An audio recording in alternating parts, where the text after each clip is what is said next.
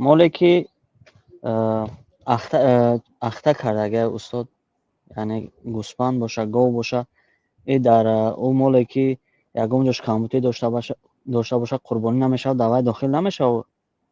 نه، برای آنکه پیامبر صلی الله علیه و سلام مخصوصا موجوعینی یعنی دو گوسفند اخته کرده شده خریده. ما دینا گفته گذاشتیم که گوسفندی که اخته شده است فربه میشه و گوشتش هم بعد مزه خوشمزه و هم بوی بد ندارد، بوش خوب میشه، برای گوشت فایدهش است. بنابراین و هیچ گپی نداره و نقص حساب نمیشه. نقص یعنی نقص ظاهری، یعنی شکستن پای یا نبودن گوش یا بریده شدن دم مثلا یا شاخ شکسته باشد، اینا نقص است.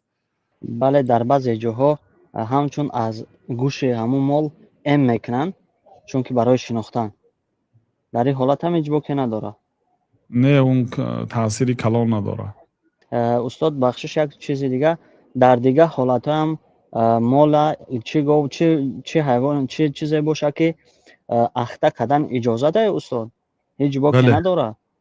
نه، مال اجازه است. اون مال الله تعالی به نفع انسان آفریدگی است. الله سبحانه و تعالی نه فقط مال، تمام مخلوقات دنیا را به نفع انسان آفریده است و انسان برای عبادت خودش آفریده است. همه چیزی که در همین زمین و زمان هست، آفتاب است، ماهتاب است، همه این به فایده انسان است. از جمله حیوان ها هم اونا مکلف نیستند، اونا جنت و دوزخ و حساب و کتاب ندارند. فقط روز قیامت یک بار الله تعالی از عدالتش این که اونها زنده میکنه، بین همدیگر قصاص میگیرن. کسی زور بود در دنیا ظلم کرد دیگر روی زد، یک بار زده میشد به قدری زدنش، بعد اونها کون و ترابن و آنها گفته میشد که شما خاک شوید، آنها مبدل به خاک میشوند حیوان ها.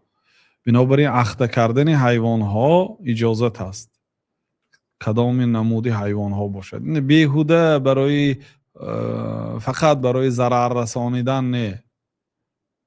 اگر حاجت باشد، مثلا وقتی که حیوان اخته کرده شده باشد، رشته بند میگن به زبان تاجیکی، که رشته بند میگن مردم نمیفهمن. خلاصه او برای انسان فایده دارد، سرگوشت میشد، تیز فربه میشد، قوتاش هر کجا نمیرد. بله.